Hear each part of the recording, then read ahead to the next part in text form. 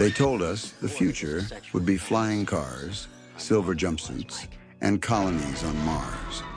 They lied. While the world was distracted by Star Wars and E.T., a different kind of filmmaker was working in the shadows of the 1980s. They weren't looking at the stars, they were looking at us. They saw the cracks in our society before they even formed. They saw a world where screens watch you back, where intimacy is replaced by code, and where truth is just another product to be bought and sold. We thought these movies were just cheap entertainment, popcorn flicks for a Friday night. But looking back, they weren't fiction. They were warnings, listing off 10 forgotten sci-fi films from the decade of neon and excess. These aren't the blockbusters you remember. These are the prophecies that came true. 10. Brainstorm, 1983. We start in 1983 with a film that understood the digital addiction before the internet even existed. Brainstorm. The premise is seductive. Christopher Walken plays a scientist who invents a headset that records raw sensory experiences. You don't just watch a memory, you feel it. You taste the steak, you feel the wind, you experience the adrenaline. It was the ultimate trip. But the film quickly pivots to something darker. It asked a question we are struggling with right now. If you can live inside a perfect, curated moment forever, why would you bother with the messy reality of actual life? In the movie, characters become addicted to looping recorded emotions. They stop living. They just consume experiences. Does that sound familiar? Look around. We have entire generations scrolling through curated feeds, living vicariously through the highlights of strangers, addicted to the dopamine hit of a digital experience. Brainstorm predicted the metaverse and the isolation of VR decades before the first headset hit the market.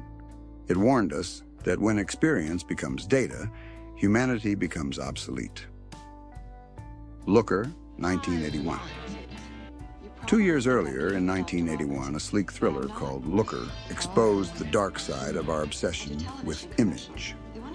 Written by Michael Crichton, the man who later gave us Jurassic Park, this film dives into the world of high-fashion advertising. A plastic surgeon starts to notice something terrifying.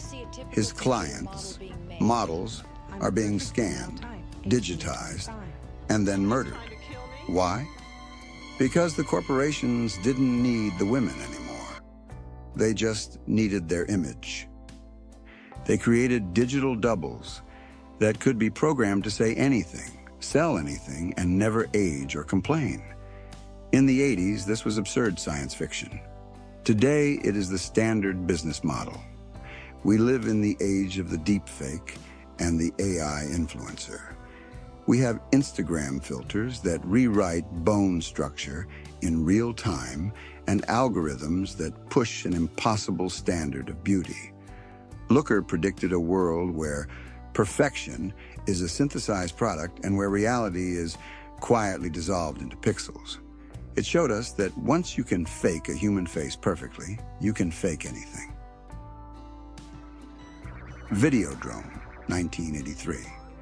If Looker was about beauty, Videodrome was about the beast inside the screen. Directed by David Cronenberg, this isn't an easy watch.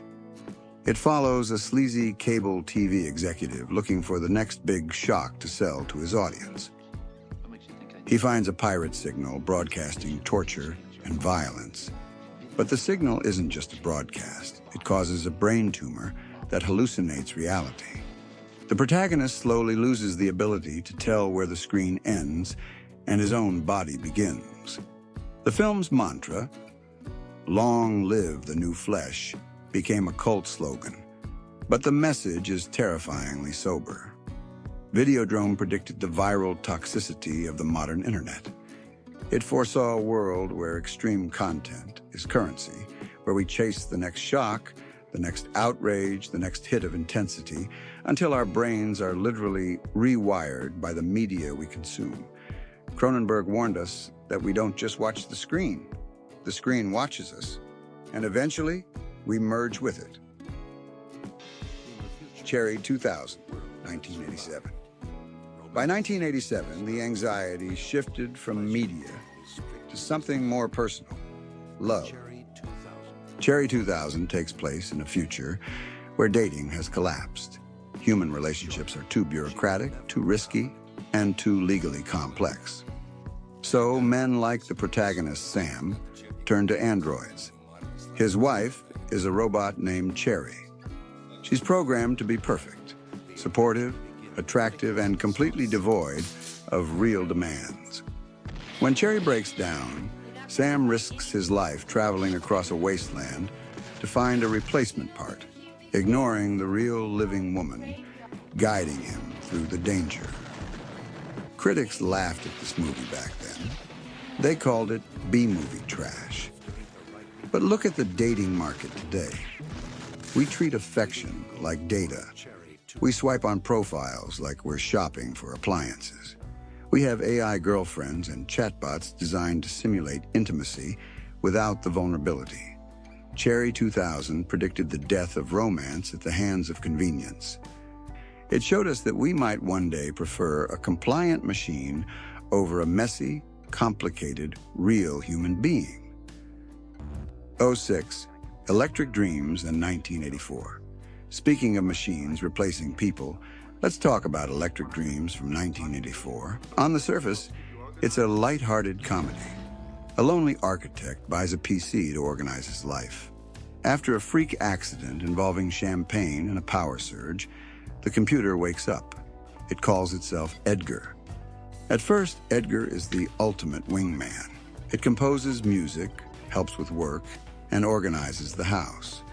But then Edgar falls in love with the girl next door, and Edgar gets jealous. We are watching this scenario play out in real time today.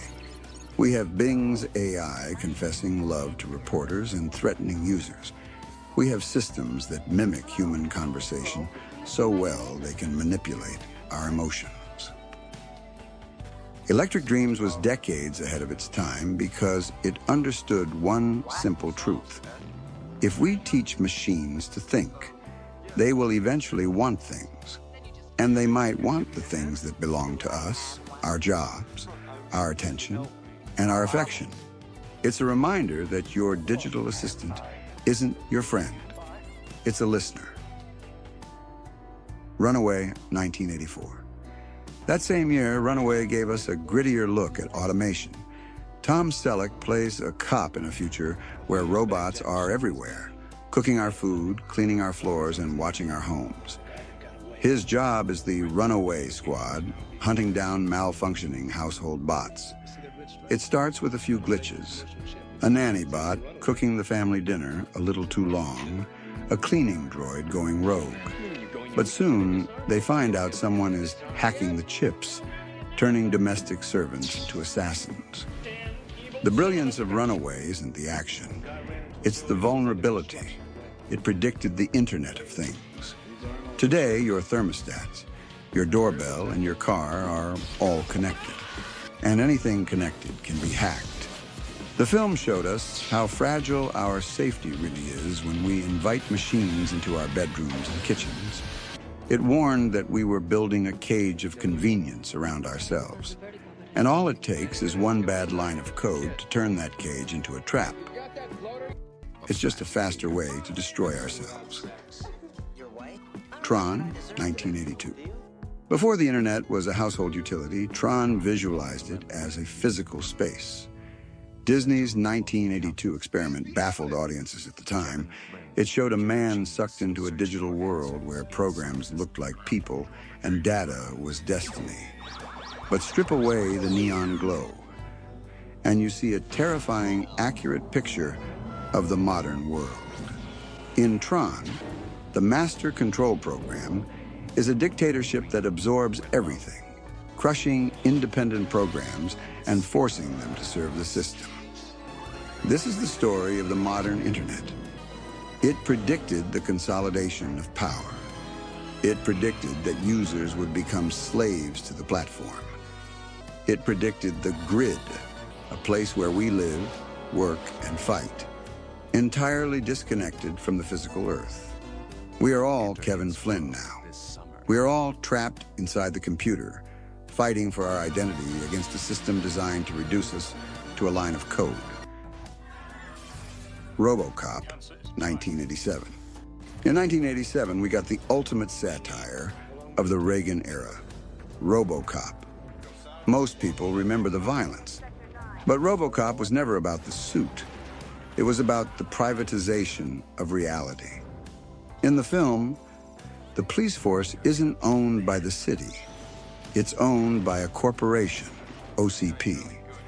They don't care about justice. They care about efficiency and stock prices.